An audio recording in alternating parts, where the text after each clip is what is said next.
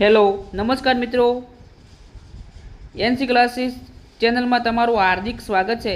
મિત્રો, તમે અમારી ચેનલમાં નવા હોય, હજી સુધી આપણી એનસી ક્લાસીસ ચેનલને સબસ્ક્રાઈબ ન કરી હોય તો મિત્રો સબસ્ક્રાઈબ કરવાનું ભૂલતા નહીં અને લાઈક કરવાનું અને વિડીયોને શેર કરવાનું પણ ભૂલતા નહીં। જે ભવિષ્યના ભાવિ શિક્ષકો છે બીજા, તમે જોડાઈ ગયા હોય તો બીજા સુધી પણ પહોંચાડજો આ વિડીયોને।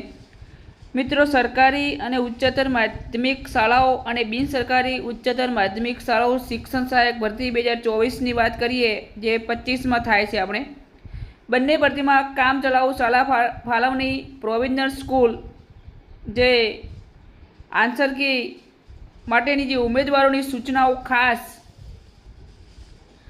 રાજ્યની સરકારી ઉચ્ચતર માધ્યમિક શાળાઓ તથા બિન સરકારી અનુદાનિત ઉચ્ચતર માધ્યમિક શાળાઓમાં શિક્ષણ સહાયક ભરતી અન્વયે રાજ્યના નિયત લાયકાત ધરાવતા વધુમાં વધુ ઉમેદવારો શિક્ષણ સહાયક તરીકે જોડાઈ શકે તે હેતુથી ઓનલાઈન શાળા પસંદગી 6/6/2025થી તારીખ 10/6/2025 સુધી એકસાથે આપવામાં આવેલી હતી।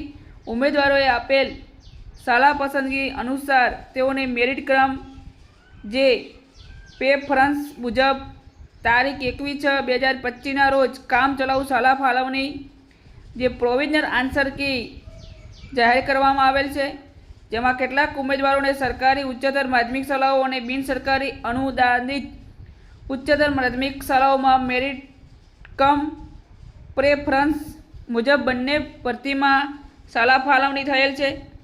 આવા ઉમેદવારોને બંને ભરતીમાંથી જે ભરતીમાં ફાળવેલ શાળા વધુ અનુકૂળ હોય તે ભરતીની શાળામાં હાજર થવા માટે સંમતિ આપવાની રહેશે અને પસંદગી કરેલ ભરતી સિવાયની ભરતીમાંથી ઉમેદવારીનો હક જતો કરવાનો રહેશે। કામ ચલાઉ શાળા ફાળવણીમાં સમાવેશ થવાથી નિમણૂકનો હક પ્રસ્થાપિત થતો નથી। બંને ભરતીમાં કામ ચલાઉ શાળા ફાળવણી થયેલ હોય તેવા ઉમેદવારોએ જે ભરતીની ઉમેદવારીનો હક જતો કરવા માટે સંમતિ આપેલ હશે તે ભરતીમાંથી તે ઉમેદવારને બાદ કરી બાકી રહેલ ઉમેદવારોને મેરિટ ક્રમ પ્રેફરન્સ મુજબ શાળા ફાળવણીનો લાભ આપી ફાઇનલ જે ઓલમેન્ટ કરવામાં આવશે, એટલે સ્વીકારવામાં આવશે ફાઇનલ તમારું સિલેક્શન।